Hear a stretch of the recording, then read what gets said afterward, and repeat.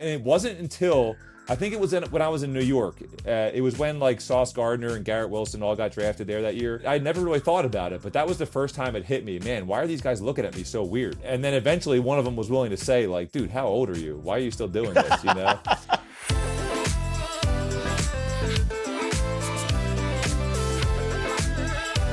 Hey there, welcome to Fitz and Whit. I'm Ryan Fitzpatrick, and I'm joined by my buddy Andrew Whitworth, and this is a Wave original. Subscribe on YouTube or wherever you get your podcast. Don't forget to give us 5 stars. And don't forget to watch the Roger Goodell episode. It was great. Follow the show on social media at Fitz and Whit. That's Fitz, A-N-D, Whit. New episodes every Wednesday. Yes, it is, Fitz. Also, another wild week of NFL action. And here you thought this week's games were going to be disappointing. I was dissing on the 10 a.m. window out here in the Pacific Coast. And you know what? All these games ended up being pretty good. There was. Watching tape of our Vikings Chargers, Fitz. Whew, these teams have some injuries up front. We're going to definitely have to talk about that a little bit and really how that affects everybody in the offense. The play caller, the quarterback, you name it.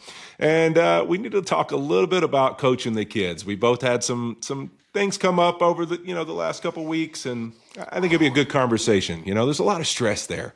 Also, it has to be hard to believe watching Sam Darnold for the Vikings that they aren't questioning that decision, because this guy has played out of his mind. And we'll also dive into a couple different categories of NFL decision makers throw their quarterbacks into when they sign these second contracts, Fitz. But first, our guest today was the 18th overall pick out of Delaware. He also happens to be an 18-year NFL vet. 2008 Rookie of the Year, 2023 Comeback Player of the Year, Super Bowl 47 MVP, and the new starting quarterback for the Cincinnati Bengals, baby. Give a big Fitz and Whit welcome to Joe Flacco. Hey, Joe. Joe's in the house. Let's go. Joe, how'd you celebrate that big victory? You go out to the club with the boys or what? Come on. You know how I did it, man. You know, you had That's right. I hit rooftop at the Lido place. I was gonna say that. There we go, right there, right at the Lido Park Hotel. My favorite part about that day is I'm going out to get some fresh air Thursday afternoon, and I just see you cruising around the parking lot, going to your car. I hear my name. I hear my name, and I'm like, should I turn around? Like, who is that? You know, or should I just keep walking? What's your least favorite part about night games, Joe? Oh man. My gosh. Well, I got to tell you, it was worth it. That game was worth the wait in the end, but my goodness, is there nothing to do during the day? And if you're ever in that situation as an athlete, you're trying to find ways to distract yourselves from what you have coming at 8:15. But you can't. You're just thinking about it from the time you wake up to the time you take the field. So I mean, that's why 1 o'clock games are so great. Even those, I wish sometimes they start at 11:30 and we could just get going. Oh, yeah. I hate there's no doubt. Like earlier the better. Dude, pregame warm-ups, I'm like, all right, can we just like get out there and get back in and like start the game? I cannot stand it all. It's just like all the time before the game, man. It's just like, let's go. It is, Joe. I think it's wild because you hear in the league like all the time when it comes to primetime games, people talk about the young guys and like, oh man, can they handle the day?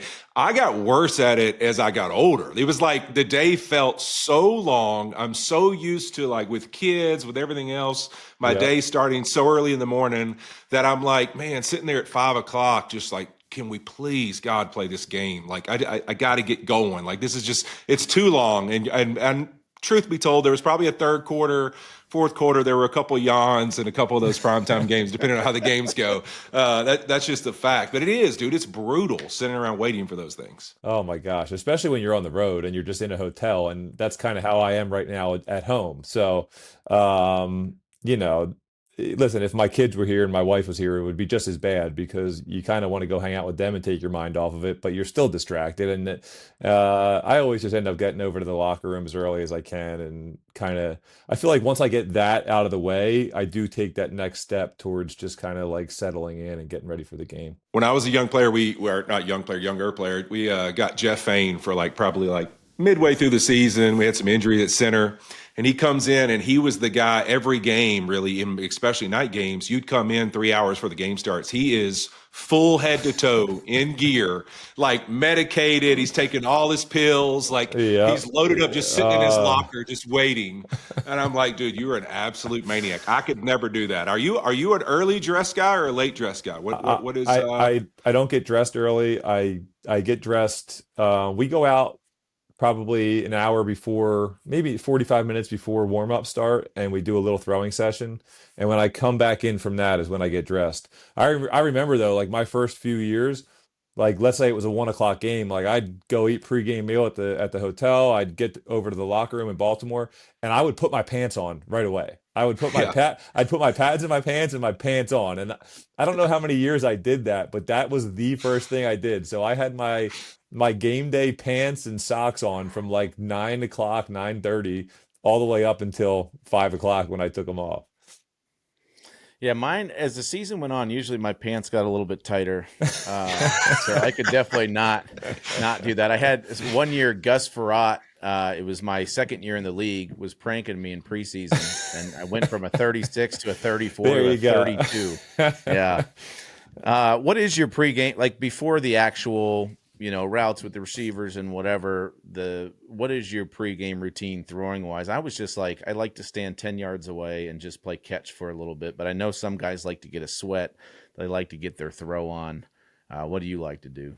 Yeah, I go out there and I just, I grab an equipment guy, go out there and throw the ball around. I start at 10 yards and I might go all the way back to 40, 50 yards kind of, and then I kind of usually come back in and finish back up at 10 yards, but doesn't have to be a long time, just kind of getting the arm loose. And then, here in everybody has a little bit different routine, and I kind of just go with the flow, whatever that team is used to doing. So we go out there and the receivers and tight ends, and we throw a handful of routes. It probably takes 7 or 8 minutes once we start throwing those routes. I start like playing catch while they're doing like an optional activation on the field. I always skip all those activations. I just go play. Me too. You're activated, baby. Yeah, Hey, you think activated. you could have made that throw that Rodgers made at the end of the game? I mean, I can still throw it 70 yards, but like to do it in a game and to get the space to do it, I hope so. It was pretty impressive that he was able to get it there, though. In my experience, a lot of the times the ball does travel a little bit easier in games. You're not thinking about, but that's when you're not really thinking about trying to throw it far. Like if you're just throwing a post route, like 55 comes out easy. But when you have to think about it, like, right, "Ooh, Fitz? I'm gonna have to get this 170, like that actually does make it a little bit harder. So the fact that he was able to do it, pretty impressive. 55 comes out easy, Fitz. It would have bounced on the 20 if I threw that ball. You know that. Hey, you know what? It just comes out a little harder in the games. I think I need to figure this out at American Century, because that's what the problem is with my tee shots. That's what I'm not realizing. In action, that's why Yes. I'm hitting it in the water, because it's just flying a little further in action. It That's a key note right there. There probably is some truth to that, though. You're a little bit extra juiced up. Just go Little nice, juiced up. just go nice and smooth, and you'll be right where you want to be. I love that. So, Joe, one of the things that Fitz and I talked about a little bit in pregame, and he kind of shared it with us during the week, and you mentioned throwing to the receivers. One of those challenges, like obviously there's all these things we can get into with getting traded midseason and just the chaos, but even just as simple as every route, yeah, the routes are the routes, but where a guy likes the ball thrown, or what kind of, where they want the ball placed and where you like to put the ball, like all those things are like things you fill out, much like linemen working together on double teams and twist and everything else. So talk a little bit about that. Like, what's the challenge? Like when you first got there, is it literally just the concept of like how simple it is? Like I'm just trying to execute the plays, and then kind of figuring out where does Jamar Chase or T Higgins or whoever, where is it that I want to fill out how to throw them the football in certain situations? I mean, the first time, honestly, like I know I'm 40 years old, but the first couple times I threw to Jamar and T, like I was a little bit nervous. I'm like, man, I want them to know. I want them to respect me, damn it. I do. You do. I want to hit these guys. Like I want them to know, like, hey, I can put some nice touch on it. I can put it where you want it. So I overthought it for sure. Like I think one of the first balls I threw to Jamar, he was running like one of these little skinny posts we have, and he was a little bit deeper than I thought he was going to be, and I missed him, and I was just like, oh man, he thinks I suck. Here we, here we go. And I don't do that very often, especially in routes versus air. So I was like, damn, man, stop overthinking it. Just throw the damn ball. So yeah, but it really was just, listen, with those guys especially, just put it somewhere around them and they'll make you look good. Yeah. That's so funny because I still remember my rookie year. I'm fourth string, and I was throwing to the running backs in preseason. And so the running back I was throwing to was Marshall Falk. Yeah. And it was like so nervous. Like there were swing passes. You could throw them with your eyes closed. Right. And I was like one hopping them to Marshall. So that makes me laugh that you are, year 18, still thinking about that every now and again. Obviously, it wasn't the case when the game started because you were humming that ball all over the place. But what about your kids, man? I just think back to, so when I stopped playing, my kids were 14 and 12. My two oldest boys were 14 and 12. And it was the coolest thing for them to be able to see dad out there throwing the ball around. I got to imagine your boys at school on Friday had to be the most popular dudes on campus. I think it's pretty cool for them. I was just talking about this with somebody. It's a little bit different because they're back in like Eagles country with all their buddies. So I do think they are somewhat sheltered from like the highs and lows of the football season with me. Yeah. But man, like I got my 13-year-old, like he's sending me YouTube videos at 1:30 in the morning after the game. That's awesome. And then they all want the Jamar Chase jersey and the T. Higgins jersey and everything like that. So do your boys have an opinion on Kevin Patullo and Saquon and the Eagles offense? Or yeah, can we get them on here real quick just to give us a couple? It's brutal, man. Eagles fans are brutal. They're mean. Yeah, it is. Hey, listen, it's a passionate city to kind of grow up in with your sports teams, and they live it. They kind of wear it on their sleeves. So, and what about the separation for you and the fam during the season? I did that 2 of my 17 years. When I was in Miami, the family was in Tampa, and I didn't move them. So I was trying to do the back and forth as much as I could. And you know how it goes during the season, where especially when you're playing, that's got to be the main focus. How have you been able to adjust to that and manage that as the years have gone by? Yeah, I think it's just one of those things. Like it's where we are in life. It's where me and my wife are and our kids are. And I think the biggest thing is I have support from all of them. Like my kids want me to do this till I'm 50 years old.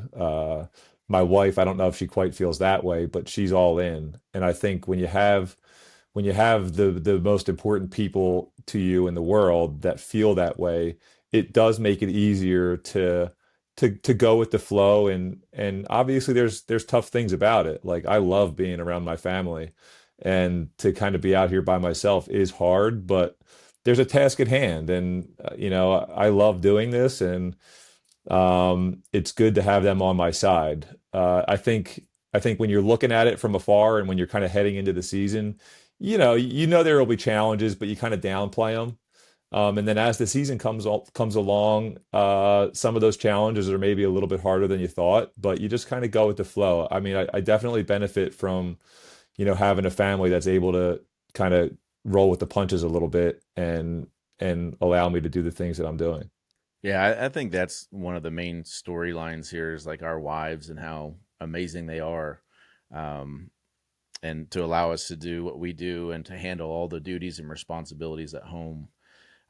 Because there are so many challenges that come up, and I think the hard thing for fans to appreciate is we watch you play on Thursday night and we watch you play on Sundays, and you don't think about anything outside of the football realm and the things that you're dealing with and the sacrifices that you're making because of the things that you're missing with your kids. But I always found, you're going to have plenty of time to catch up. I'm in that mode right now. Man, are we? I've been out of town for like 6 of the last 8 weekends on soccer trips and stuff. Yeah. Which has been quite crazy. But what kind of sports are your kids into, and what kind of father are you at sporting events? Ooh, I do want to know this one. Well, right now, I mean, my kids kind of roll from one sport to another. So like right now I have all my boys playing tackle football. My daughter's doing some gymnastics, doing some dance. This is the second year they've played tackle. This is probably a little bit more serious league than they were in last year, but I think last year was a really good introduction for them. On game days for my kids, I go sit up in the bleachers or sit up in a chair and I don't say a word. I love that. I can be pretty calm. Now it's a different story when I'm out on the field with them. When we're doing little sessions on our own. My goodness. I Now my father was super patient, was awesome. I thought I would be that way, and I'm not even close. Not even. Oh gosh. I can't help myself. I'll be throwing BP to him, and I'll be throwing BP, and I'm just like, what the hell are you doing? You got to hit it, and I'm after every pitch, I'm doing some kind of like, come on, man, Yeah. you got to do this, you got to do that, and I'm switching it up every time. I'm saying something new, and they know that. Yep. And they're sitting there. They're probably frustrated as hell. Dad's yelling at me, but he just said 2 seconds ago not to do that. Now he's saying do it. Now he's saying do this, and I'm all over the place. Yes. And it's not who I want to be, but in the moment, sometimes it's hard to control.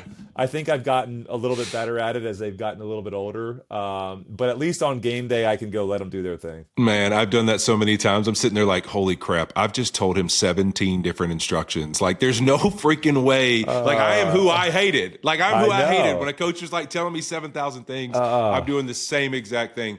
Listen, I think I shared this with you the other night. We were sitting there hanging out after the game. Like, it is so frustrating. And I was much better at baseball. I actually did the whole deal. I would just go like stand behind the outfield fence, like lean on the fence and just watch. Like, far as I could get away, I would just stand over there and watch. Now in football, it's a whole lot harder, I feel like, because I want to stay back there, but then I don't want to stay back there because I get frustrated. So then in the last couple of years, I've been helping coach, and that's even worse because now you're on the field, you're in the action, and it's everybody. Like, you feel like all of them are your kids, and so you're like very involved emotionally.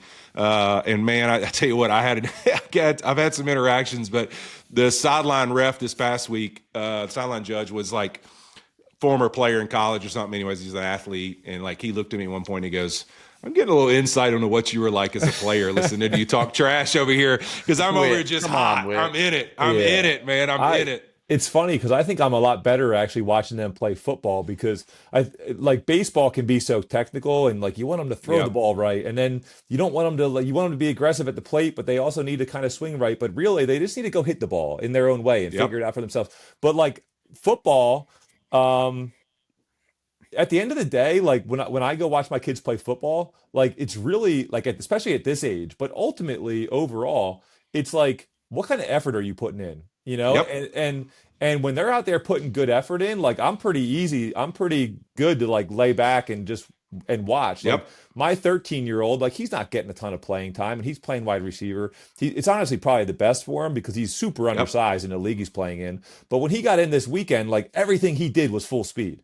Everything he was going to block the corner. Well, he was going to go block that corner, and he was going to go in that jet sweep motion as fast as he could. And honestly, like I was super proud of that, because like you can't really coach some of that stuff. And with football, that stuff does become really important. Like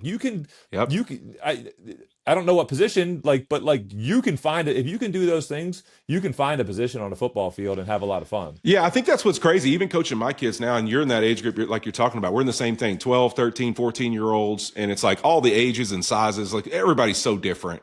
And it's like, I think the kids sometimes think I'm joking when I'm literally like, it's like we play some huge team with a lot of older kids and they beat us. And I'm like the whole time, like the only thing I care about is how hard you play and how you respond to like getting blocked, because that really will be the only thing that matters in football, is like how many times you're willing to re-strap up your chin strap and go hit the guy again and play hard and play fast. Like that'll inevitably, like it will be what matters to you as a football player. Like all this stuff at this age doesn't really matter other than that. Like how hard do you play? Like how willing are you to go play with your brothers and sacrifice yourself? Like that's football. Like that's what it is. And it's so it is kind of frustrating too, because after games, you'll get the whole parents are so frustrated and this kid needs this and this kid needs that. And I'm like, no, they don't. All they need to do is sign back up, play next week, and play just as hard. Like that's all they need to learn how to do. And if they do that, they're going to be in a great place. Joe, I've got a point of contention sometimes in my marriage and parenting skills is the way that I approach sports with my daughters and with my sons, and the fact that it's different. Oh, yeah. Yeah. Are you at that? How old's your daughter? Are you at that point yet with your daughter, or She's no? 9, and no, I'm not, and I don't feel like she's like super. She's not super aggressive. She's definitely a little girl. She likes doing little girl things. Yep. I'm trying to find things for her. I want to kind of expose her to as much as possible. Um, but there's different expectations for my boys and for my little girl. Like, And is that like right though? Is that right to have? Like That's what we've where tried to figure out, Joe. We don't know. That's how I am. I think everybody's different, but I think every father has, depending on how you were brought up and depending on the life you're living, like every father has different, like, I guess, aspirations for their kids. I mean, ultimately you're going to have to let go at some point, and they're going to be the ones that make those decisions. But I want her to have a good high school experience, and I want her to have good friends. And I think that sports can really teach you a lot mentally, and it can surround you with some really good people, and it can allow you to make some friends that you'll have for life. Like, that's kind of my goals when I think about my daughter, is like, man, like I really want her to have some good friends and have a lot of fun. And with my boys, I think with the boys, it's not necessarily too much different, but with the boys, if you realize that they have a certain talent, well, now you want them to be, you got to find a way that they maximize that talent. Like, and you don't want them to like, if you feel like they can play and they want to play, well, you want to help them get to whatever level that is. And, Yep. you have to be realistic about it, but if they have the ability and the want to, well, man, I want them to go play at that next level and then the next level. I don't So that's necessarily, where I don't have a little girl and say, hey, I want her to play in the WNBA. Like, I just don't have those thoughts. So, yeah, I'm the that's ice where I'm cream guy, getting Joe. caught. yeah. Yeah. With That's the my ice cream philosophy. guy, but I'm getting caught right now. So my wife played soccer through college and very competitive, and my 4 daughters all play competitive soccer and are all really talented, and so there's not many times where I'll get in the car with my daughters and have them sit in the front seat and give them the talk, Right. where Right. the poor boys, like after a football game, after a Yeah. baseball game, whole whatever ride. it was like, sit in the front seat of the car and we're going to talk about this. Yeah. The whole way to eat lunch, you're just chewing them out. The whole way to lunch, like pull I up, can- park, like, all right, let's go eat as a family now. I could totally see that. Like I said, I'm not there with my daughter, but I could, oh my goodness, I don't think I'd ever do that with her. It's the Yeah. same way, like the way I discipline my boys versus my daughter. It's completely different, and Yeah. I don't know if it's right or wrong, but it is different. So you could see that for sure. Yeah, and then so I coach all my daughters in basketball too, and the thing that I get upset about is other teams will get upset with this because the girls are really aggressive, and it's like they're allowed to be aggressive. We're allowed to play hard, and yeah, it's one of those things. Do you treat them different, and why, and what are your aspirations for where they end up? But that's something that Whit and I wrestle with all the time. And we both have freshmen and high school daughters, and they both just went to homecoming. So now we're dealing with all kinds of different things as well that you'll be dealing with soon. Scary stuff, man. Joe, what are some of those things that when you think about your career, I know Fitz and I talk about this all the time, like from where we started in the league, all of us really, to what the game was, to it's changed so much, a lot of things, right? From the media landscape to you name it. But like, what are some of those things that you think of back in those days that were really important to you as a football player, mentality wise, and everything that you see as like, man, I hope that right now at this age, I'm still giving some of those things to the guys who play now, like that you feel like carried over from that time that you think are important in the game of football? I think, man, I think as we kind of go down this lane of like, football and what it's turning into and the way the rules have all changed, football still comes down to physicality, can get lost, Yeah, I think we've circled back there. I know it's like such a easy thing to point out and it's such a general statement, but the most physical teams are still the teams that are winning. The teams that find a way, to do that. And I just think because the game has gone towards speed and guys getting smaller, and now you got to worry about getting fined and penalized for every single hit you make, and all the rules have made it. It's not just the speed and the style, but the rules have kind of made the game kind of go that way to a certain extent. So I think when you're building a team, sometimes you can kind of get lost in the fact that you still have to find ways to be physical, and if you want to have a consistently good team, that's the easiest way to do it. Love that. Is it less physically taxing for you to play right now than say with 2008, 2009 at the quarterback position? It's tough. It's so game to game. I feel like for a quarterback, like as to whether you're getting hit or not.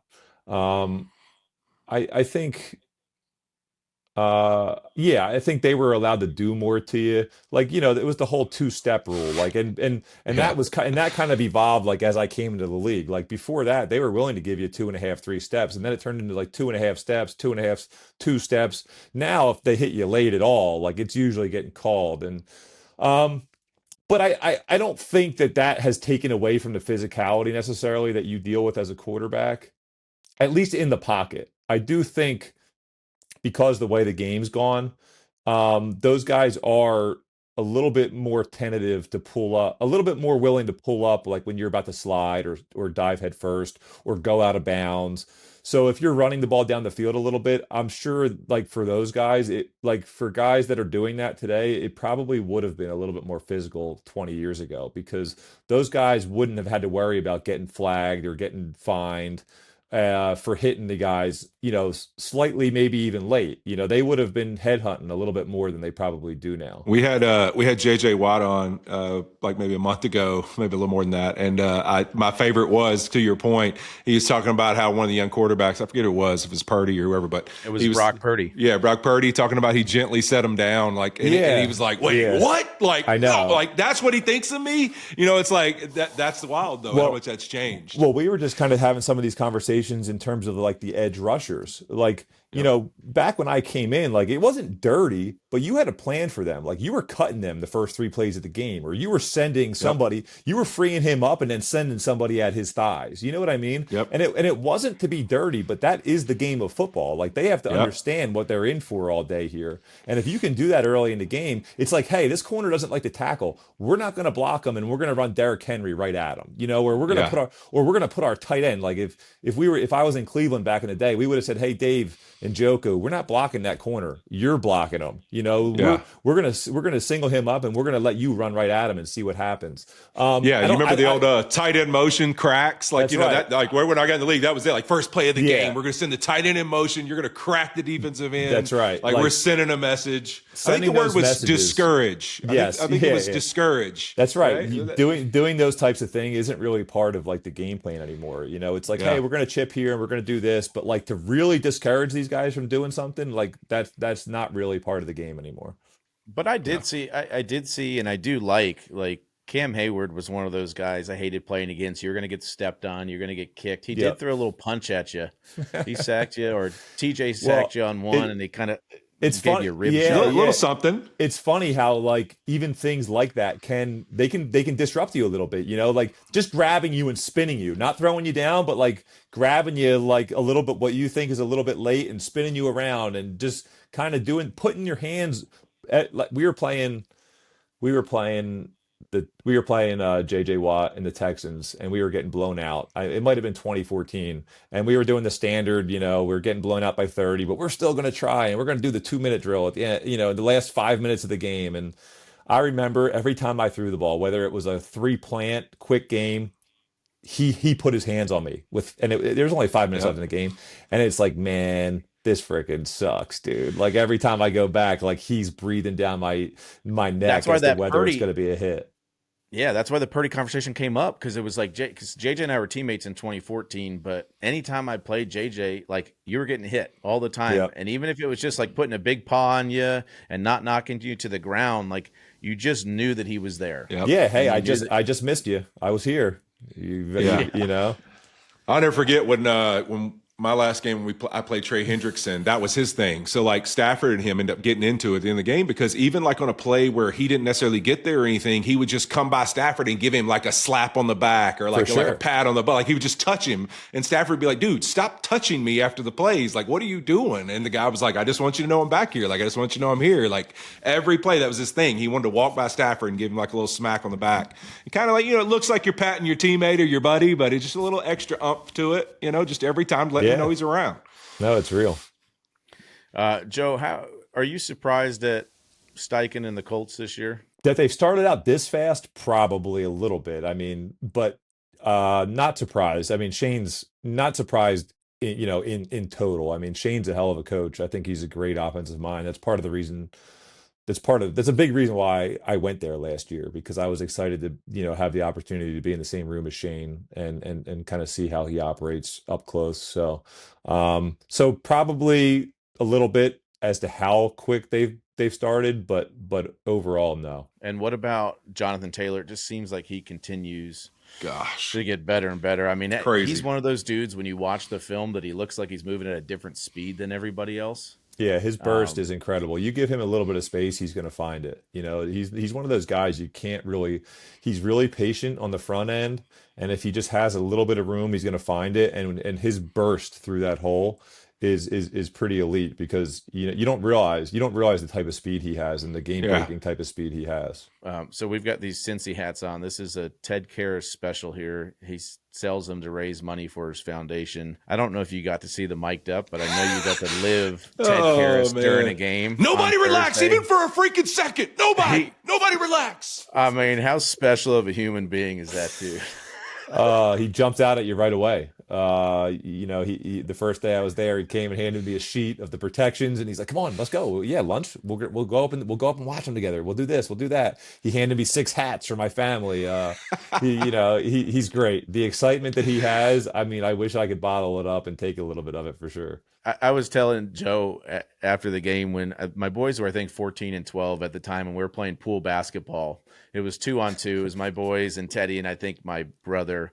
And like Ted was like drowning my 12-year-old. And I was like, Ted, we got to relax like a little bit. Like he's 12, okay? We got no body hair. We got nothing going on. He can't turn it off. He can't turn it off. Dude, he cannot. My favorite is actually the ending of that mic'd up. You got to watch it. He's walking off the field and he's just giving like random just ahs. And he looks like a T-Rex. He's like walking in the middle of a Jurassic Park movie and he's just like screaming and like doing his arms everywhere. And I'm like, dude, this guy is an absolute maniac. He seems like he'd be a hell of a lot of fun to play football with. It's been awesome because you can tell he loves football. So when you're playing with those types playing with those types of guys, man, it puts things in perspective. Joe, how do you take your coffee in the morning? Probably a little dash of cream just to turn the color of it a little bit, but sometimes really, listen, if it's a lot of these, like this morning, I'll go to the place. I've been going to a place, I think it's called Deeper Roots here. I'll get it black. It's a really good cup of coffee. There we go. But if I'm in the facility, I'm putting some cream in it for sure. Okay. And how many cups a day are we drinking? 2. Like I'll two large cups probably. One in the morning and one. I'm on after. I'm on 3.5 right now, so ready to go. Workout after this. Fitz is a big Americano guy. I've had one today. I'm probably going to go get an afternoon cup as soon as we're done talking. Oh, I like that. I'm going to drive down. Wait, what was the place we went to? Tell Joe about the place we went to. Soto. Yeah, Soto. Soto and Boca. The Italian place, Soto. Yeah, in town here. Yeah, Chef Falk. I was thinking about pulling up there last night on a Monday by myself. I decided to go to a place called Cantina. It was this little Mexican spot. I just went and sat at the bar by myself, and it was good. It was good. But I'm gonna set you up with Chef Falk. He's the man. I'm telling you, dude. There's nothing better. Like that's one of the perks that I do get with being by myself out here. Is like I used to see people sitting at a bar by themselves eating and feel so bad for them, and now I just look back on that and I'm like, dude, that guy was in heaven. He had heaven, no worries, just kind of hanging out by himself. Dude, and I know, but you got to be careful to share this publicly because if your wife watches this interview, she knows all 5 kids draped on her. Yeah. What'd you do today, honey? Fitz and I did. So Fitz did a whole breakdown when he went to Augusta about all the things you come home from a guy's trip and don't say that you were doing. Like, oh, the sushi was okay, it wasn't as good. Like, all that type stuff. But you're right, dude. Like when people ask us about Thursday night football and traveling. Like, that's the first thing Fitz and I, when we get in the city, the first thing we do, go to the hotel bar or some little local bar restaurant, sit up there, watch TV and eat food. And we're like, this is awesome. Like, it's just us. There's nothing like, oh, did y'all go out? Did y'all go to this place? No, we just sat at some little cantina, some little pub, Irish pub, and had some fries and a burger and a beer. And it was wonderful. It was amazing. That's probably one of the biggest benefits you guys get from doing this gig is to still get that, still hanging out with a buddy and like, it's because if you're not, that can get you can lose that very quickly. You're just at home Yep. and doing your thing. And I do think that's important. That's what guys miss, is being around each other and doing those types of things. So Well, I mean, look, you got to see it firsthand. I mean, Al Michaels at 80 years old, he's out there just chilling till 2 he a.m., is. hanging out with the boys. I mean, that's what it's about. You can tell he's enjoying himself, man. He's having fun doing what he's doing. It's awesome. I got to ask he's you a this, legend. Joe, because Fitz and I also talk about this all the time, because I know I'm pretty sure you had him for a little while there, Cam Cameron. Okay. We get these videos from Cam week to week. He'll do some breakdowns. And I just got to ask, did he talk that slow in the team meetings? Because me and Fitz put it on 2x speed, and it's kind of like normal speed, because when we're sitting there for an hour and it's just like, well, right here, they're going to play this personnel. And I'm just going, whoo, we got to go, Cam. You got to pick it up for me, bud. That's funny. I'm sure he's probably slowed down in the last 20 years a little bit. That was my first 5 years in the NFL. I don't remember it being that glaring. I'm sure it was a lot slower than I am. I mean, I'm from the East Coast. I usually talk as fast as I possibly can. So, Yep. compared to me, yes, but I don't remember it being that slow. So I'm sure in the last 18 years, he's kind of It's the calmed down a best. little bit. Well, and he's also, you got to imagine, he's just sitting in a room, probably having a cup of coffee, and he's Yep. just, fast forward, rewinding tape, and you know how chilly he is already anyways. So Yep. it's just like you're just sitting there and you're like, all right, woo, I got to get this information in faster than this. So Fitz and I always put it on as fast a speed as they'll offer. And then we just like listen to him. We're like, hey, this kind of feels like the speed of how we want to talk right here. There you 2x. go. That's right. Joe, I've always been curious with you. What's the longest you've ever had your beard? That's a good COVID. question. COVID. The year that or the year that they took the kids out of school for like in April or Yeah. whatever that was. And then they never went back, which was crazy. That was the longest I ever got. At some point, I got a house on the Jersey Shore. We decided, hey, screw it. Let's just go down there. Well, they could do their schoolwork. We can, jump in the bay, go to the beach. And I have a picture on my phone. It was wild because I didn't get a I would haircut. love to see it. I didn't get We're a gonna hair. have to get that picture. I'll have to send it to you. I didn't Okay. get a haircut, and I didn't shave my beard for several months. That was the longest I've had it. Well, we I've talked always about been your amazed. Go ahead, Fitz. His line goes to here. Oh, But, dude. I mean, his I know line it's is high. right It's below super the eye high. level. Yeah, very high.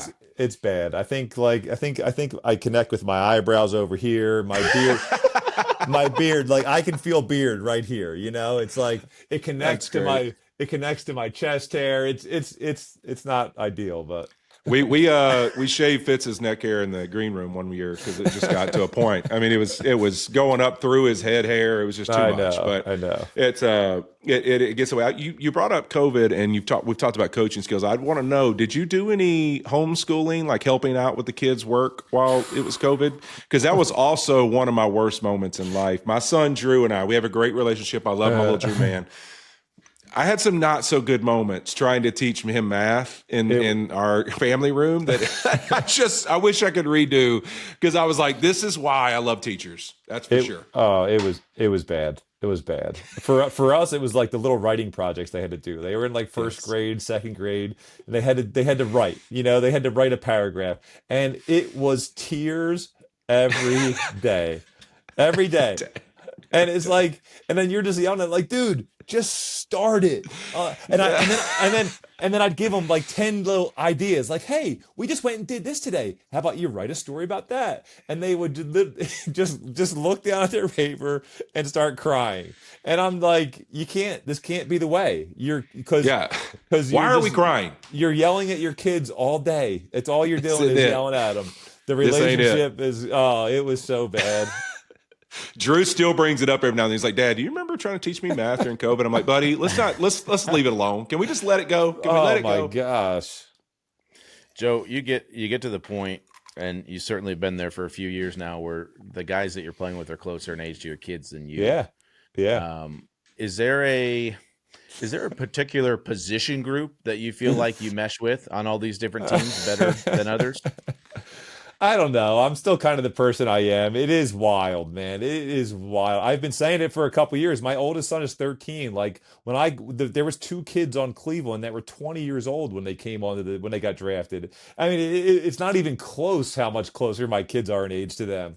Um, I always tell people though, like I've been in a locker room for so long now. It's the same to me. I haven't changed.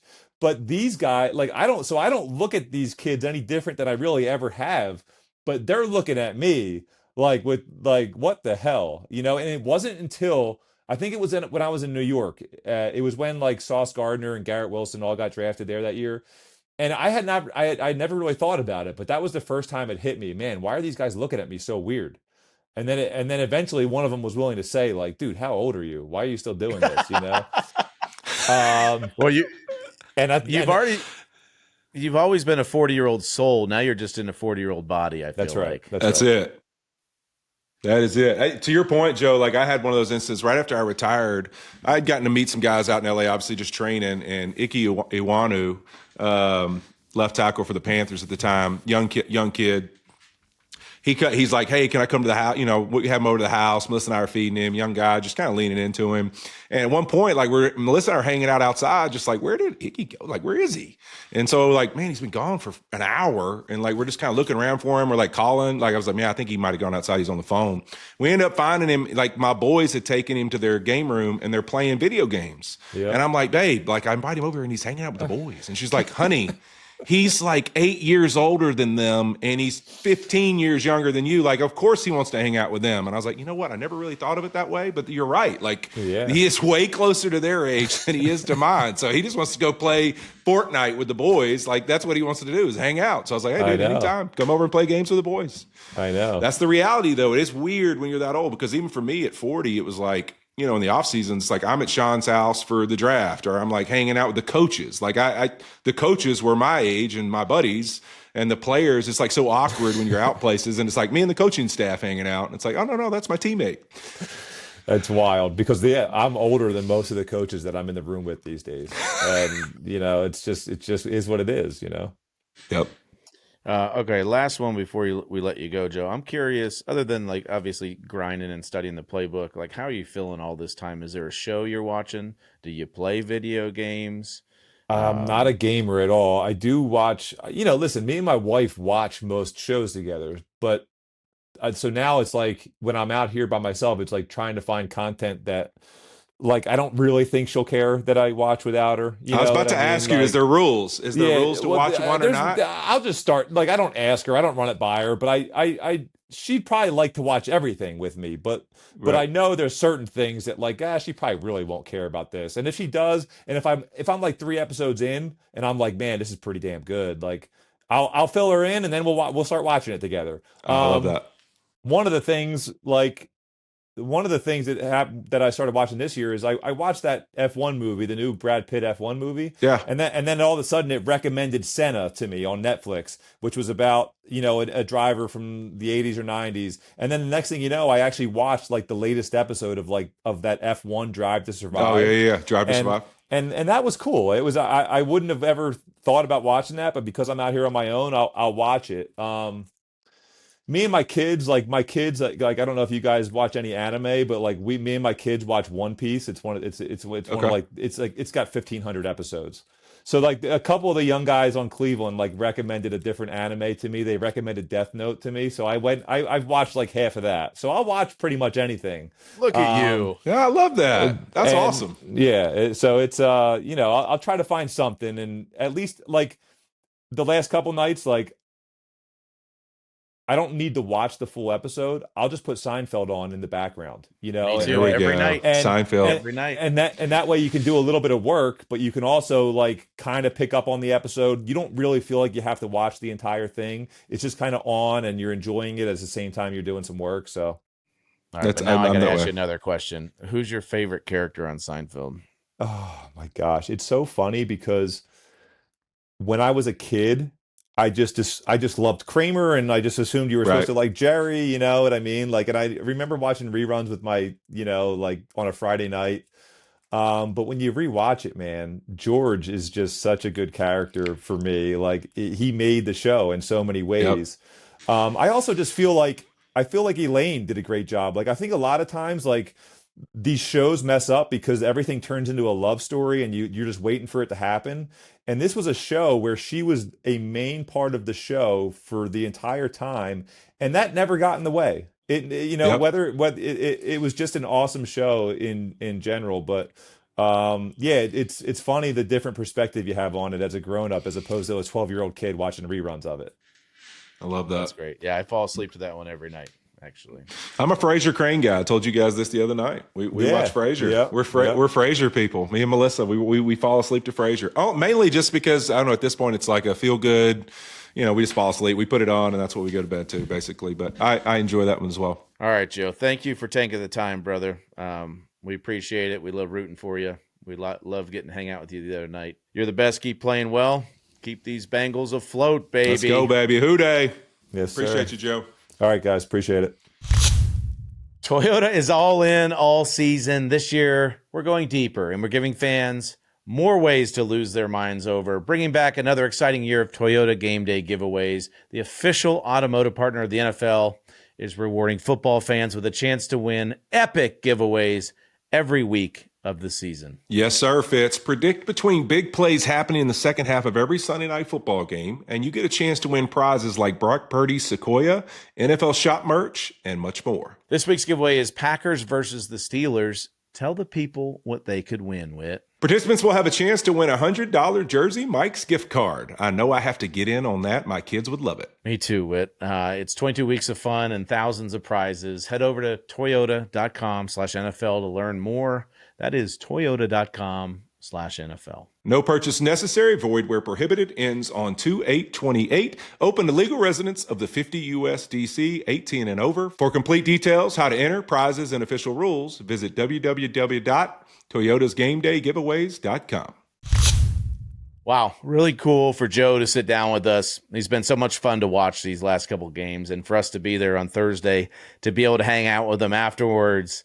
Such a cool dude, and really cool for him to be able to teach and show his kids, dealing with adversity, working through it, and coming out the other side recently with that awesome game on Thursday. It was pretty cool. Pretty cool to be able to tell your kids, I throw to T. Higgins and Jamar Chase, and they get to go to school and talk about their dad.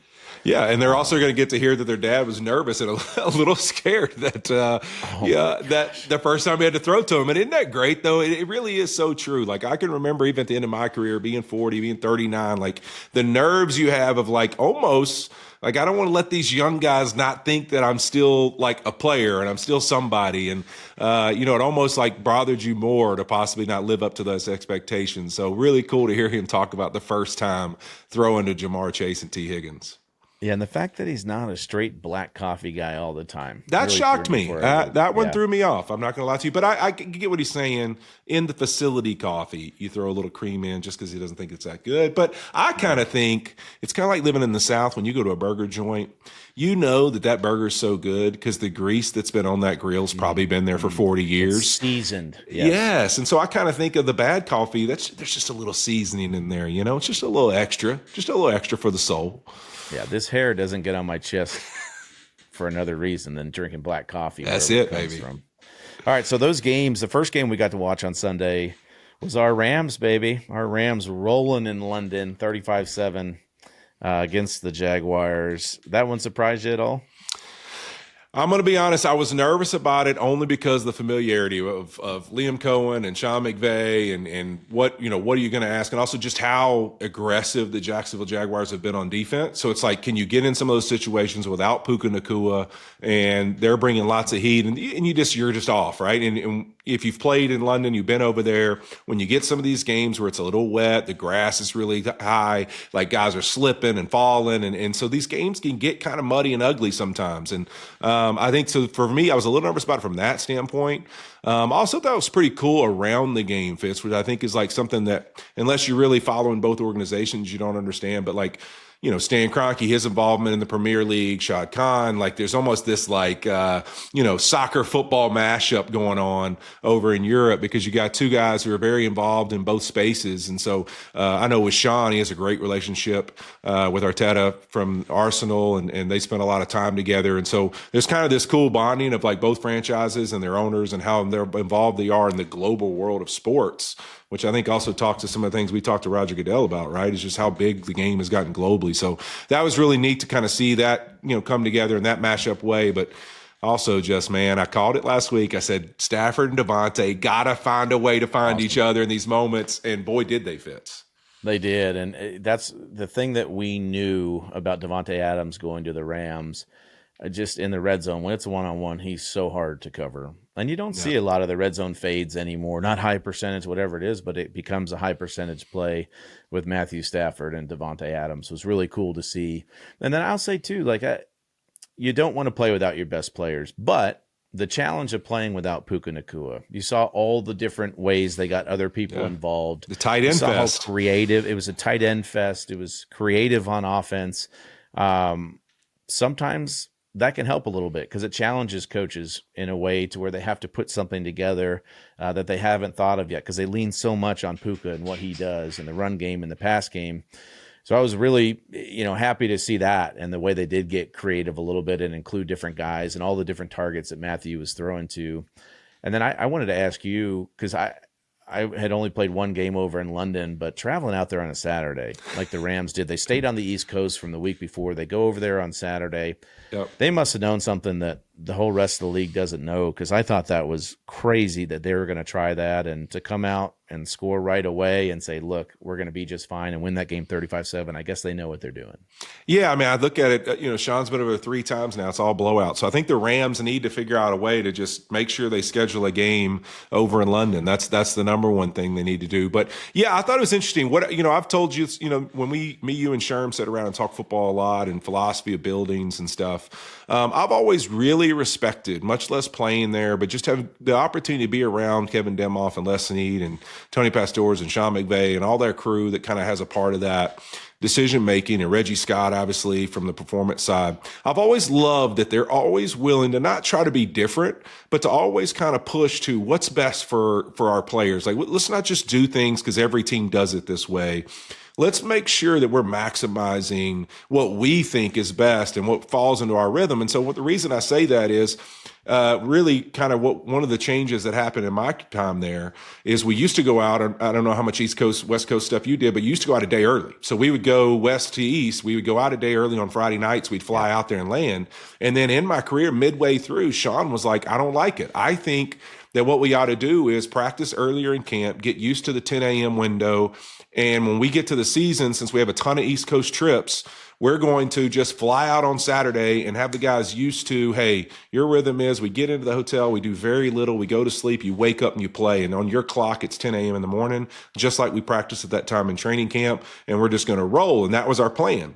And so what they really did with this trip is try to treat it like that. Like, hey, every week, I think people forget about the travel for a team like Los Angeles and the Chargers or the Rams or Seattle, is like, hey, every week those guys, where their facility is to the airport, they're bus riding for 2 hours, hour and a half. Then they're getting on a plane for 4 or 5 hours to go play a game on the East Coast every time they have an East Coast trip. So for them, it was like, hey, we're going to stay east. We're just going to stay in Baltimore, and it's going to basically be outside of the hour change because we actually play later in London. It's going to be just like us leaving LA and going to Baltimore to go play in a football game. And so they kind of tried to treat it that way. Like, hey, when we get in on Saturday morning, you guys just sleep, rest up, get all your energy back. And on Sunday, we'll play a game, just like we traveled West Coast to East Coast, which I thought was a really interesting way to go at it.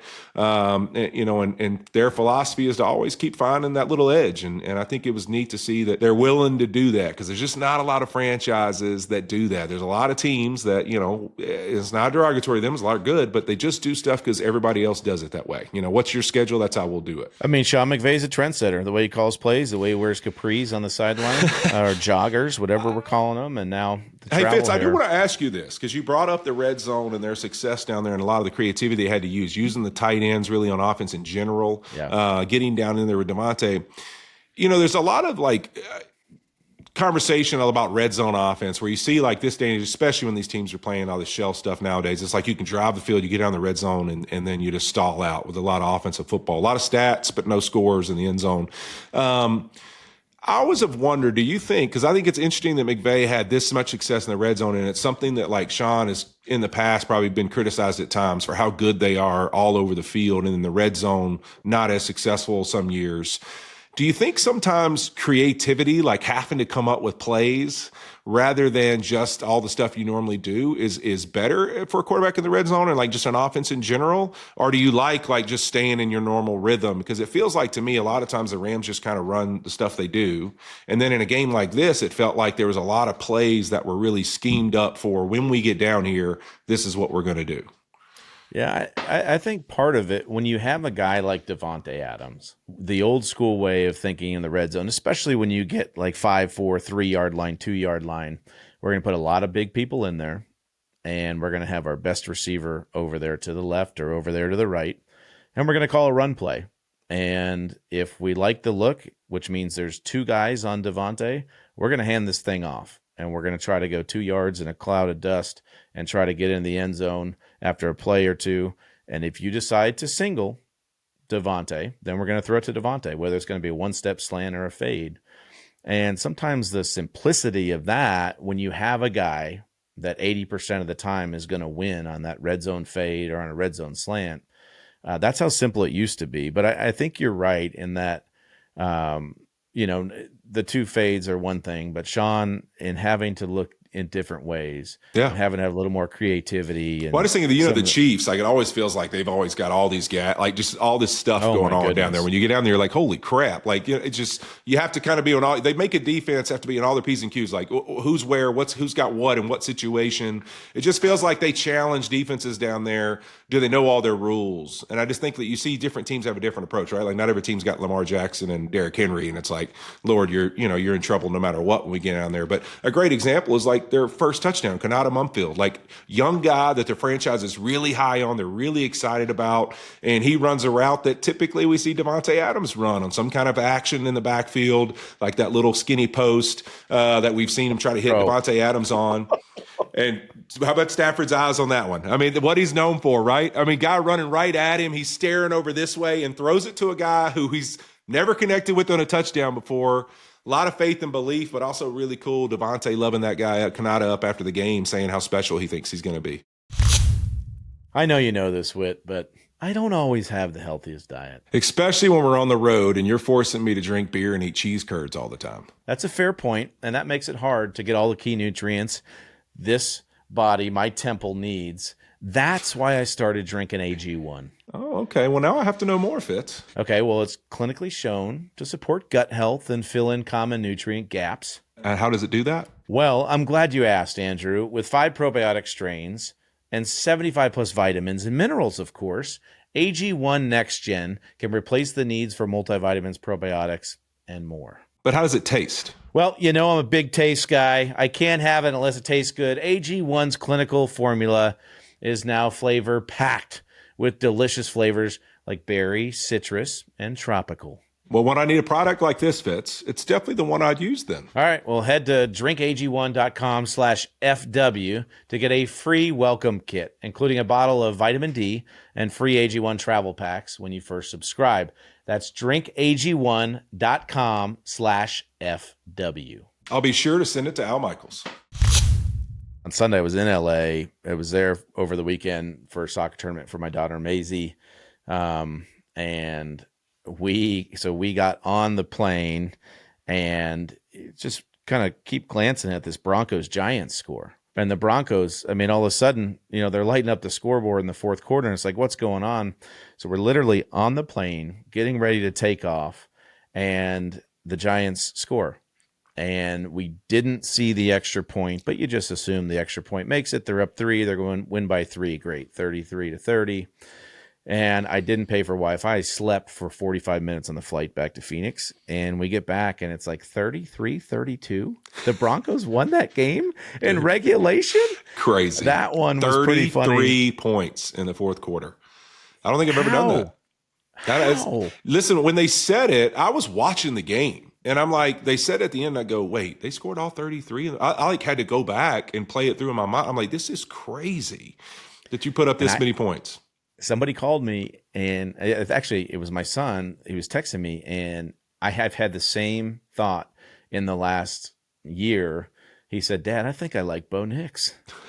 And it's like, I think he's a little bit polarizing, but Bo Nix has won me over. You know, and I some love of it's that. not orthodox. And Sean Payton had so much belief in this guy, but I like watching him play, man. He competes. He completes his tail off every Sunday, and that's about all you can ask for me, to watch that guy run around and make plays, and looks like he's having fun out there.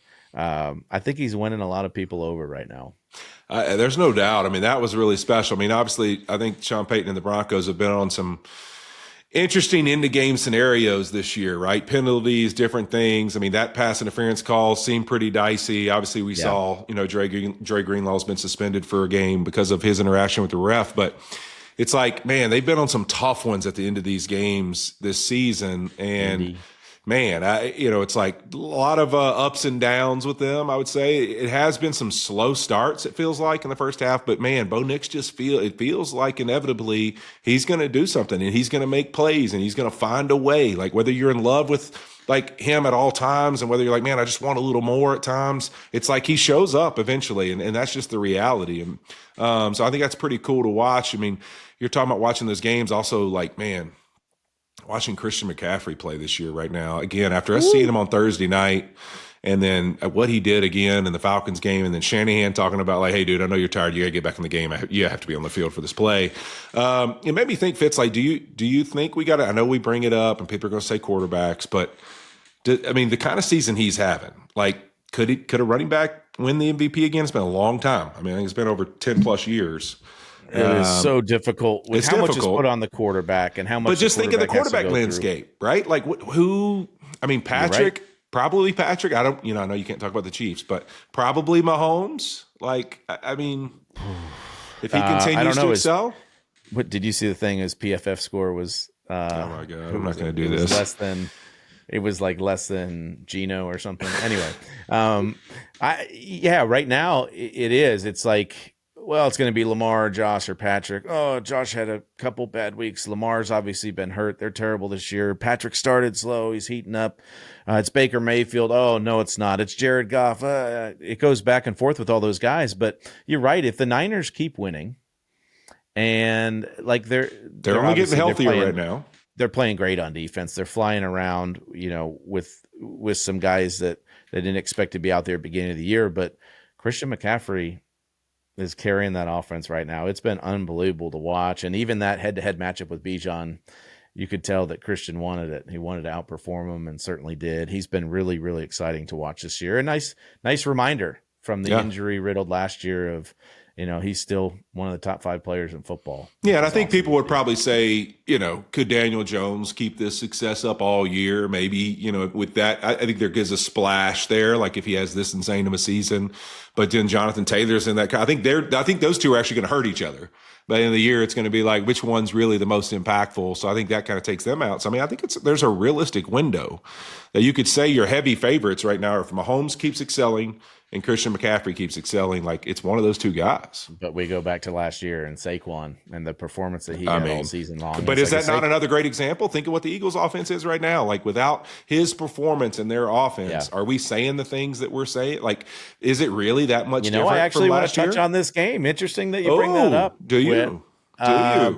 So, we're deep in our assessments of the Vikings and the Chargers right now. And so watching that Eagles-Vikings game, the Eagles end up winning 28-22 on Sunday. Jalen Hurts, man. We joke around about, he's a winner. He doesn't have the stats every now and again. But when I watched that tape from last week, wow.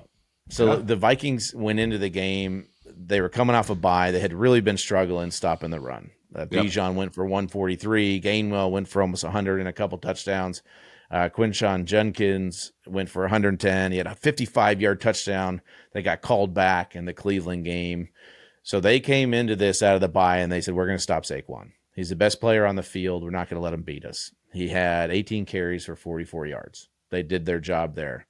But when you watch Jalen Hurts in this game, He played, Fitz. He played, man, and he did it in different ways. The first touchdown to A.J. Brown, Minnesota decides to only rush 3. And sometimes this is a hard thing as a quarterback. You're always used to constant pressure and having to escape out of the pocket. And, Jalen Hurts sometimes will escape out of stuff maybe too early, or he'll make an amazing, miraculous move and get out of there. But he sat in the pocket and he was patient. He realized there was a 3-man rush. There's a guy that dropped to spy him. He was pointing to A.J. Brown, had him adjust his route, and threw him a dime for a touchdown. All right, that was one of the touchdowns. And then we had Devontae Smith. It was under center. It was play action. It was in rhythm. It was 2 hitches, and it was a beautiful post just outside the near hash, 79-yard touchdown to Devontae. And then at the very end, to finish off the Vikings, what do? Brian Flores, we need a stop. It's a got-to-have-it moment. Cover 0. They come after him. Kevin Patullo dials up the perfect play, the sluggo to A.J. Brown. Jalen Hurts is able to sit back there, deliver the ball, take a hit. I just thought it was a masterclass. And, sometimes people give him a hard time for the way they win games and his stats and everything. I got to make sure we're giving him his flowers for this weekend, because they tried to make Philly one-dimensional. They tried to take away Saquon, and they did. But on throws of over 20 yards, he was 5 for 5 for 215 yards and 3 touchdowns. And he answered the bell because they were going to challenge him, and he did what it took to win that football game, and he played outstanding. Yeah, I think that's probably the most frustrating part for probably an Eagles fan and any of us that really want to fall in love with the Eagles and say, all right, when I look at this roster and I look at this team, all the things that make them special and who they are is like, one moment you get this game from Jalen where you're like, man, I don't know if he sees the field. I don't know if he's if he understands the concepts or what's going on, but it just feels like he's not doing anything. And then you go watch him play in the Super Bowl multiple times against the Chiefs and you're like, oh my God, this dude's one of the best football players on the planet. Like he plays not just good, he plays great. And so in this game, it's another one of those where you're like, wow, guy looks crazy special. And like, wow, this is what their offense should be. So then I look at it and I go, all right, well, what is it exactly? Is it do the play callers, did you even have trouble as a play caller trusting which version am I getting? And does that make you a little apprehensive to just run the ball or just throw the ball because you're unsure?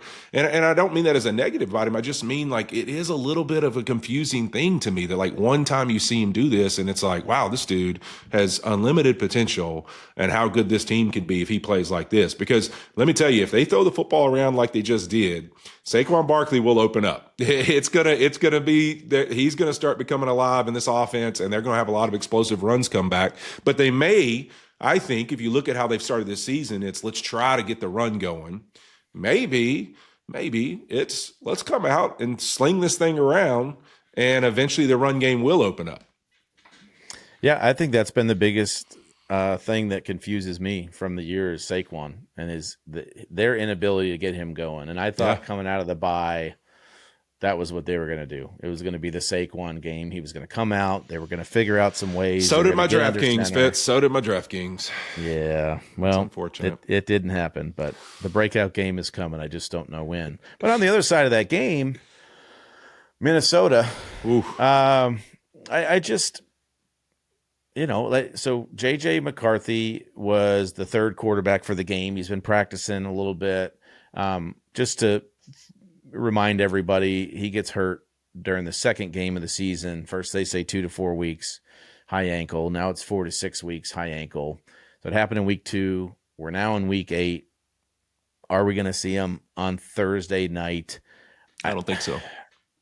I don't think so either. Carson Wentz has been admirable in filling in. I think, when you watch him, speaking of you don't know who's going to show up, it's a roller coaster. Yeah. It's up and it's down. And, he's been good when the ball is coming out of his hand quick. And it just seems like the longer he has it in his hands, the more apt we are for something destructive to happen. But I just... when you sit there and you watch Houston and Seattle on Monday night and you watch Sam Darnold and you watch the season that he's having, and you think to yourself, it would have cost us 3 years and $100 million to retain him in Minnesota. And I know they made some moves. I know they bring in Hargrave. I know they bring in Jonathan Allen. They re-signed some other guys, Aaron Jones and some other guys. But you got to be thinking there's probably some remorse over that decision that they made this offseason. Yeah, I mean, isn't it? It's just funny how football works. Like to think Daniel Jones and Sam Darnold were actually in their building. And both those guys this season they're having, you're probably a little sick to your stomach. And it also makes me feel like sometimes in these kind of things, like it's the things we don't know as fans and as people watching, like who was on the side of keeping Sam, who was on the side of not. You know, there's always that in a building. And then now, what are those relationships like? What are the conversations that are being had that we don't get to be attributed to, like we don't get to be, a part of? Like I'm sure there's some emotions right now in that building because the reality is nobody in that building knew what JJ McCarthy is or isn't because of a limited time he had on the field. Right. So you're guessing no matter what. You are saying, hey, probably the same person that was against Sam or just in those conversations, whoever it is that stuck their neck out and said JJ's the guy, is definitely probably on the side of we need to give this dude his opportunity because I think – it'd be hard to not speak out of both sides of my mouth. I'm a big, like you invest in a young quarterback. If you got the right situation to put him in, get him on the field. It's time. Like every second we wait, like what are we waiting for? Like I think, we talk about all this sit versus not. And I think there's examples of all the above. The biggest thing is what's the consistency around the quarterback? And if we have that, like we know this is our play caller, we know this is our head coach, we know this is our system, man, let's get him on the field and let's grow. Like that's always my philosophy. But at the same time, when you're sitting there going, we did draft this guy, we are living in a world where is the draft compensation and the leverage now what it used to be 10, 15 years ago where you just had to play a guy because you drafted him? Not really. So, like, could we afford to keep a Sam Darnold in our building or at worst a Daniel Jones or somebody that we kind of believe that could be a backup at that time? I think that's going to be the decision, unfortunately, that's going to kind of haunt them because I think it's crazy, Fitz. Every week I watch Sam Darnold play and they throw the freaking next gen stats up there and you look at 10+ yard throws down the field.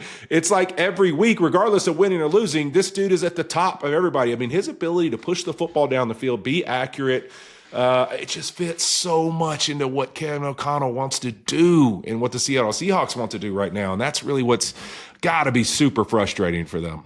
Well, and the other thing is, but McCarthy's younger. Well, I know he's on the rookie contract. We get that part of it, but he's 22 years old. But Sam Darnold's 28 years old. And quarterbacks are playing until they're 40 now. So how many years, what is old now as a quarterback? Certainly not 28. And, he's probably about to hit his prime right now. But I wrote down, look at a couple different categories here of quarterbacks. You've got the franchise guys, okay? And these are like the true cornerstones, the guys that you pay because they're your team's identity. And every Sunday, it starts with them under center and how you're going to do. That's a Dak Prescott, Burrow, Josh Allen, Jared Goff, Justin Herbert, Lamar Jackson, Patrick Mahomes, Matthew Stafford. Okay? Those are the guys that you're going to build around. You're not going to replace them. They drive not just the offense, they drive the locker room, and they drive the marketing department. But then you have what's the alternative group, right? And so these guys, I wrote down here, so these guys are usually picked in the first round. They've had success, and you can't risk starting over. So what's the alternative? So you pay him, and this is Jordan Love, I think fits in this category, where you're not sure if he's going to be able to be that franchise guy or not, but you have to pay him because what's the alternative? Trevor Lawrence, Tua, and Kyler Murray. I think all four of those fit into that category of, well, what's the alternative? We got to pay these guys. And then it's up to them. Are we going to reach newer heights with this team or are we going to regress? And I think with a few of those guys, we're still, the verdict's out on a couple of them. We've regressed on a few of them, but go ahead. But they're good enough to win with, but maybe not good enough to win because of. But all of a sudden they have all those those dollars thrown at them. So the resources of who you're bringing in might be a little more limited. Then we have the redemption arc guys. We know who those guys are.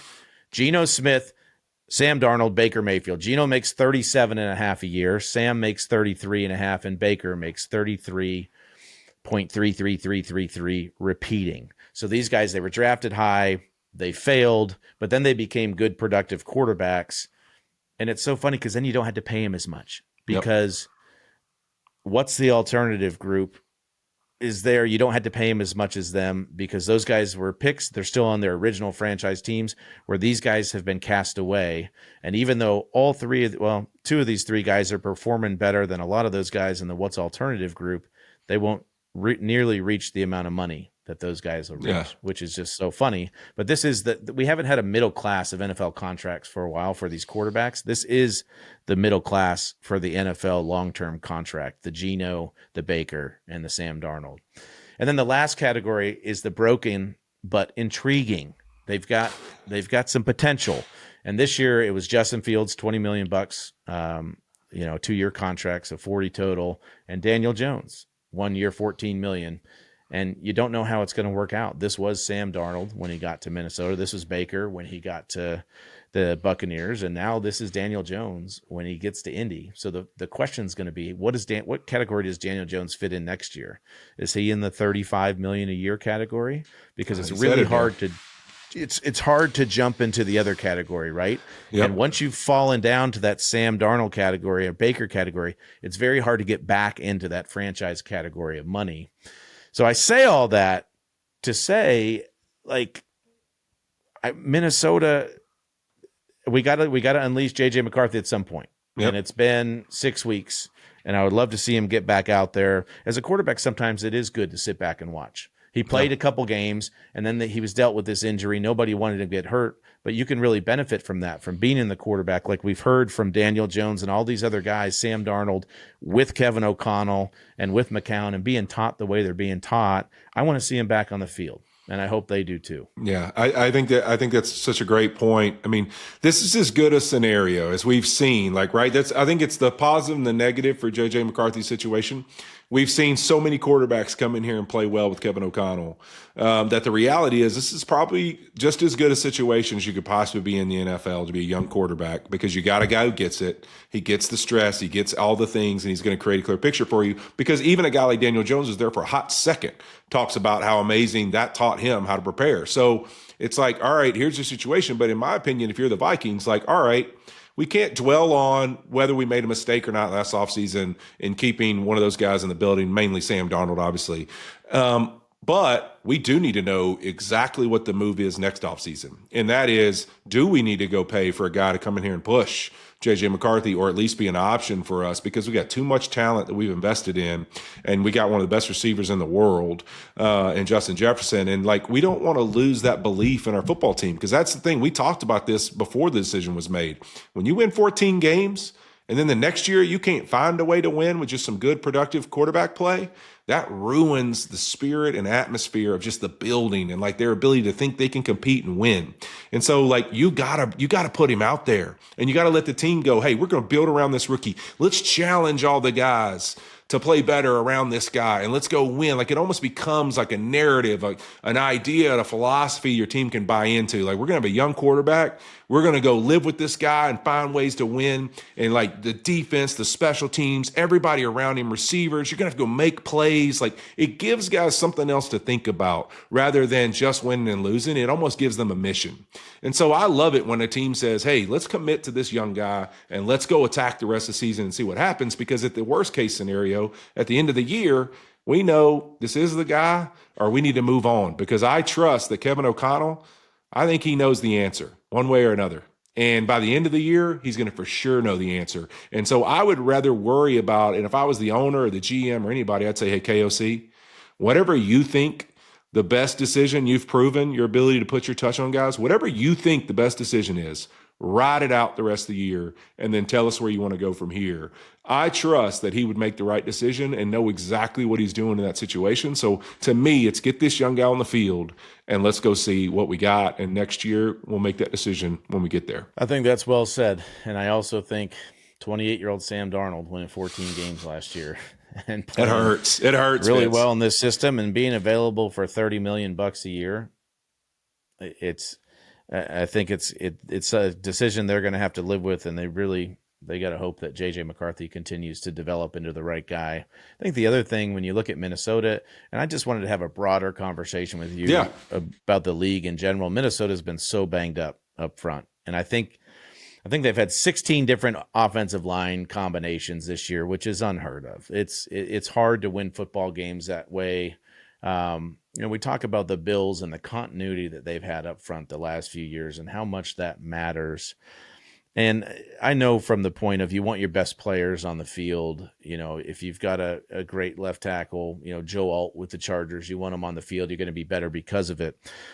But I thought we could try to explain to the listeners why the continuity, the communication, guys moving in tandem and reacting, why that stuff is so important, especially with those 5 guys on the offensive line. Yeah, I think if you look at it like a production line, I think sometimes when we talk about offense, it's like, all right, let's go through the production line of how, football is done. Like, how do we win games as an offense, right? It's like continuing to stack plays and play with consistency, snap in and snap out, where we don't know what our situations are. The first down run, how many yards we're going to get. Second down and 7 or 8. Like, what are the plays that we really feel confident in? And then we get in third and shorts or third and mediums. What's our answers for how we're going to beat man coverage? Or if we're in third and long, like, how are we going to pick up plays and protections and all these different things? And then we just talked about earlier, the red zone, right? Like, what is our plan for the red zone? Well, you know what? All those things have to do with, if I want to have more consistency, more continuity, more belief in the system and guys executing at a high level, they have to have done it before. Right. And so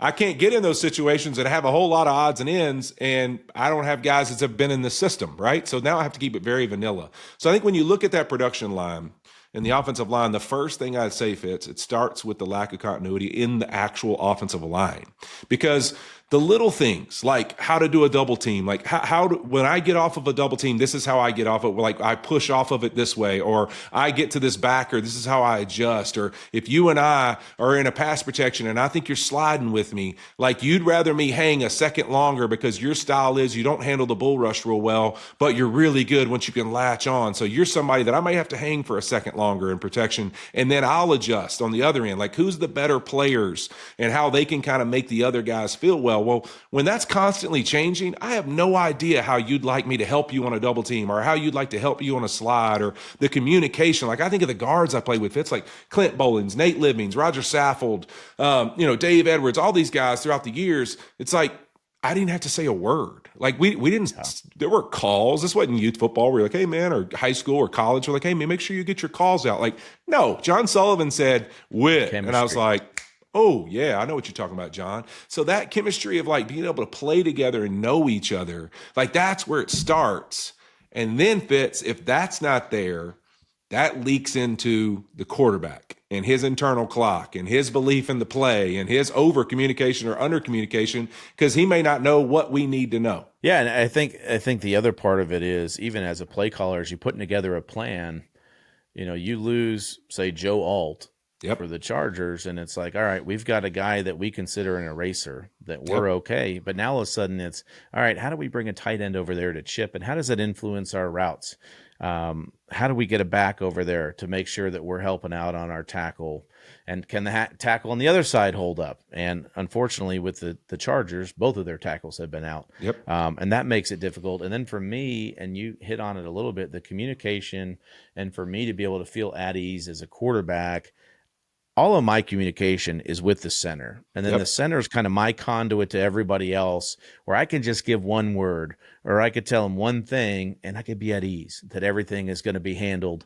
Some of the stuff you work through during the week with blitz protections and things. Nick Mangold was the best I ever played with in terms of that, in terms of I knew we were on the same page no matter what. Yep. Now, you take the center and you take him out of the game. Yeah, Minnesota's guy in there. Minnesota's moving a guard over to center. What's the communication? Is it different? All of a sudden, your communication's different. And then you get into the nuances of, okay, well, we're on silent cadence this week. Oh, no. Now we've got the head bob. All right. Get on well, the head his bob. head bobs, yeah. You tackles, I tell you what. A lot of time's been wasted in the locker room talking about the head bob, all right? There's been a lot of arguments. You guys are such divas, though. Divas. Like, you guys are such divas perfect, with the head bob. Like, you would rather jump off sides and not give up a sack. Then you would rather jump offside 6 times and not give up a sack than get off the ball late. That's for sure. Yeah, I mean, there's been a lot of heated arguments of how we're doing it. Is it a hand from the guard? Is he tapping? Like, I didn't see the tap. Is it turning the head sideways? Is it lifting the head from the ground? Is it like, I'm going to do it once and pause it, and the second time it's live? Like, you got to remember which head it was. It could be two heads. Everybody loves two heads. And so it's literally like one of those things where you're constantly messing with that. And it's like when that guy's changing, believe it or not, neck speeds change too. Okay. So there's certain guys, like I think of a John Sullivan who played with me in LA, like big dude, was a guard at one time too. Like his head bob was like moved at a certain pace and rhythm compared to when Brian Allen got in there, smaller center and quick and agile. And that was his thing. Like, it's like all of a sudden his head bob's like lightning fast. I'm like, oh crap, I'm late on the ball all the time. And it's like, he's a little more of a spastic player. That's how Brian was. And so it's like, man, I have to get used to the speed. And so there's lots of conversation of like how fast I want that to be or not be. And how do I teach him how to slow it down? Because I don't think that's something you practice very often. So I think that there's just all these little nuances, communication, the chemistry of understanding each other on certain blocks. And then what does that do down the chain, right? Because then it's like, all right, for Minnesota's case, you're replacing all these internal guys. Now, not only is Carson Wentz worried about like tackle pressure, it's like, all right, now I'm worried about internal pressures. And internal, in my opinion, for a quarterback is the worst. And so he's getting tons of internal pressure. Like, that's their thing. They're giving up the highest percentage in internal pressures early. Like, so now that complicates the ball's got to get out faster. I'm speeding the quarterback up. Then it's a run game effect, right? Like every little run play, like we're a little off, we're a half step off here, half a play here. Wish I got to this guy. Oh man, we miscommunicated who we had. All those things. And then that bowls over into the coordinator and the receivers. Yeah. And like, we want to do this and that. And I think that's the problem, is that production line, if you move down that line, it just, everything starts to bottle up in frustration. And then it kind of comes back to you and we start to doubt and have a little lack of belief. And we start to like, all right, how do we simplify? Right. And so I think that's really the challenge you face when you have linemen move in and out. I can think of the 22 season with Matthew Stafford, where for their first 11 games, they had 11 different starting units coming off of a Super Bowl, and how frustrating that year was. When that group's not healthy, it is really tough to be productive on offense. Yeah, it's just, there's a huge ripple effect, I think, is basically the point we're trying to get across. And it's not just the communication up front. It does go into play calling. It doesn't allow you to threaten vertically as much. It keeps guys in protection. There's a lot of help. There's a lot of different things. And then it's also, there's some really smart defensive coordinators in this league too. So guess what? They're going to scheme blitzes. They're going to force one-on-ones. And they're going to expose the backup linemen, because you'd rather it happen in a game. You'd rather lose linemen in a game than come into a game and they know you don't have them. You come into a game and they know you don't have them. Oh, you're about to get it dialed up, baby. Yeah. So I think, the hidden engine behind all high functioning offenses is you guys up front, which is a perfect segue into Big Whit Energy. Do we actually have a lineman this week? Hopefully, is he actually an NFL lineman? I mean, there were a lot of. Listen, I should make you mad and go Glover Stewart with his little batted pass interception in the game against the Colts. That was pretty sick. But Penei Sewell, we had to play yesterday. Him running down the field, I was actually shocked. He didn't block anybody. He didn't block anybody. It was very athletic, but I mean, what an insane player and athlete he is. He continues to dominate. Talk about a group that has some chemistry now. They've gotten to play together a little while.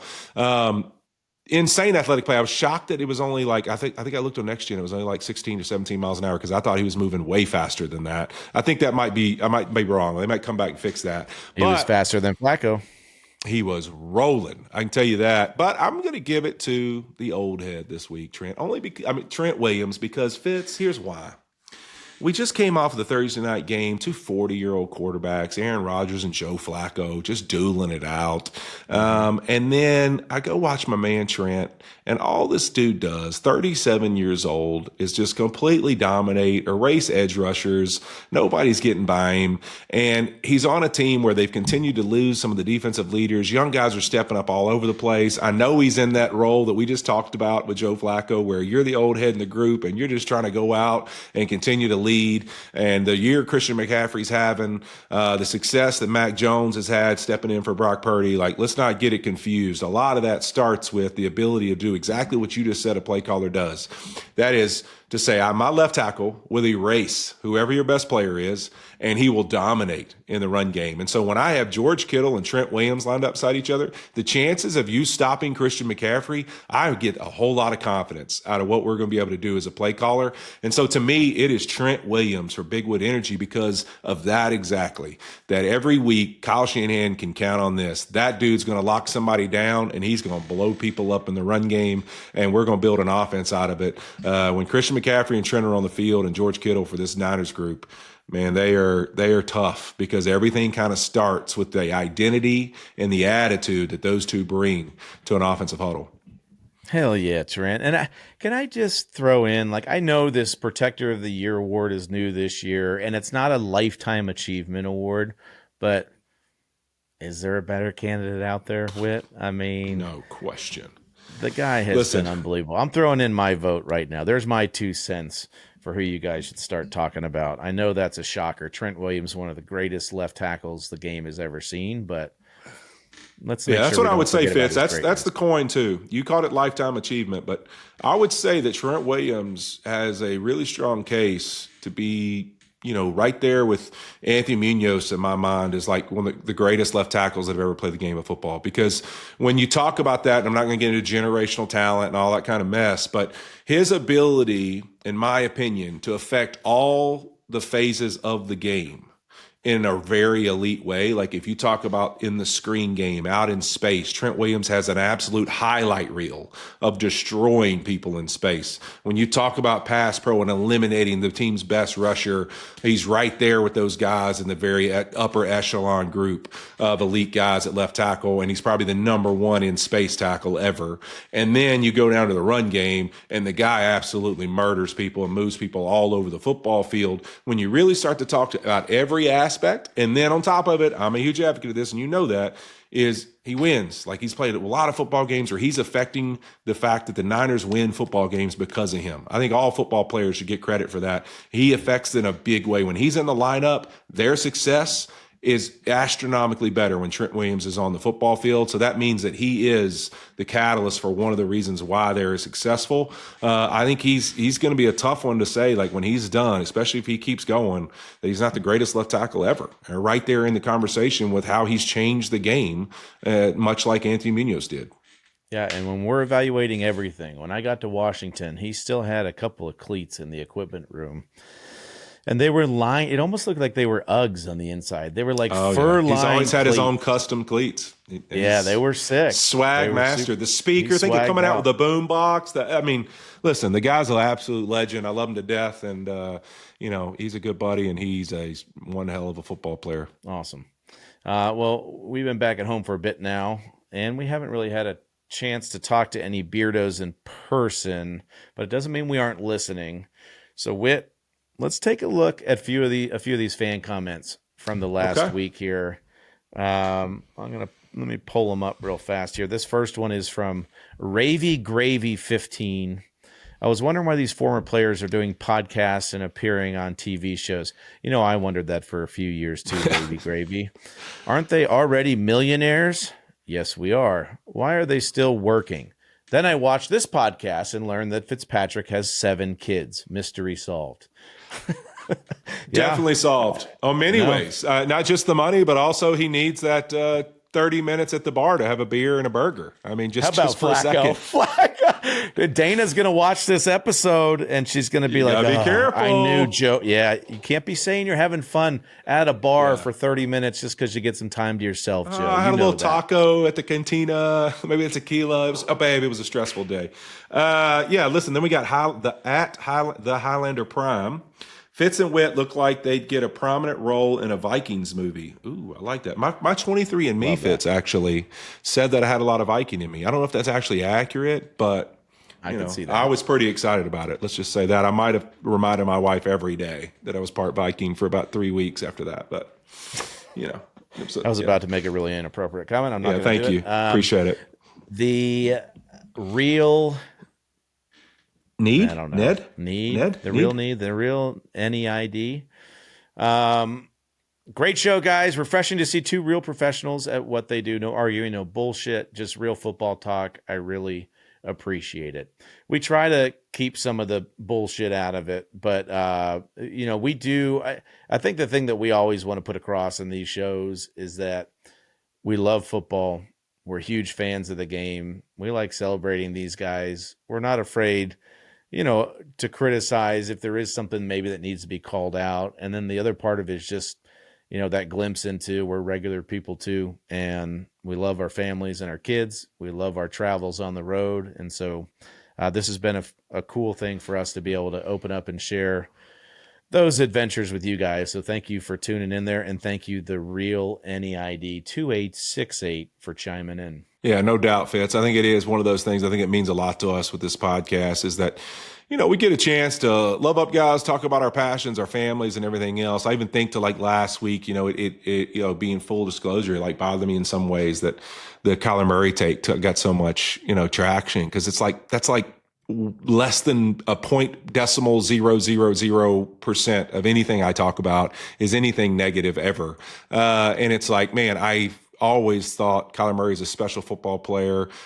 Pretty sure he's a really good dude, everything I've ever heard about. But at the same time, like being a captain of a football team, being the highest paid player on your football team, any of those times I've ever been in a situation of leadership, there's moments that I want to see you more involved and I want to hear your voice. Like, we're not critical of Tua because of having a voice. I'm critical that some of the decisions he's made and what he chose to say and the message that he's echoing across his room. And like in Kyler's case, it's like, man, I understand you may be a great dude, but there's these moments where the reason you're making that money and the reason you're getting paid that, like, people need to see your face and your energy and your positivity in the adverse moments and the negative moments and in the moments where your team needs to hear it. That's what I mean. It's like that doesn't take anything away from the human being you are and the special football player you are and, and all the dynamic things he's done in his career. It's just something that, like, if I was with him, it's the same thing I'd tell him to his face. Like, hey, dude, we need you, man. Like, you're our guy. We're paying you for a reason. Like, those things, those are the messages that I hope we get across better and people understand that I actually hope that he becomes an absolute insane leader and somebody that we see in those moments. And that's why I say it, not because I'm against this guy or wish bad upon him, that I hope that becomes who he is. But at the same time, Fitz, I'm going to talk a little trash. For the Cardinals fans that are mad at me, listen, I'm sorry. I love you. I do appreciate you, though, because you actually sketched on my Super Bowl ring. So the first win on my way to the Super Bowl was a blowout win against the Cardinals. So I do appreciate you coming to SoFi. I appreciate you listening to the podcast. And I do appreciate your engraving, because we're engraved. We're in this thing for life. You're engraved on my Super Bowl ring. So thank you for showing up. Anyways, no, me and the Cardinals fans are mad at you for that one. Now I'm mad at you too. Anyways, now I got one last one, though, only because I just read it and like I actually love it, because I don't know if I've ever really noticed this, but at the Danger Randy says Fitz has the most square head I've ever seen. He's Minecraft in real life. That is fantastic. That is very true. You're a pretty square dude.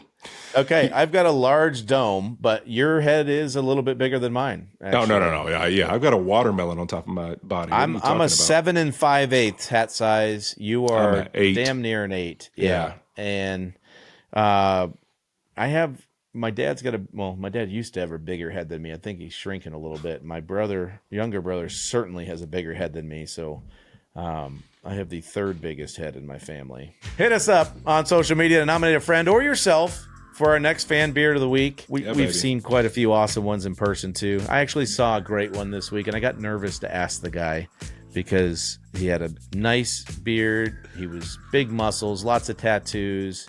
I tried to sneak one of them. It got blurry, almost like the Al Michaels Whoa Nelly plane incident all over again. Are you boys lost? Are you boys?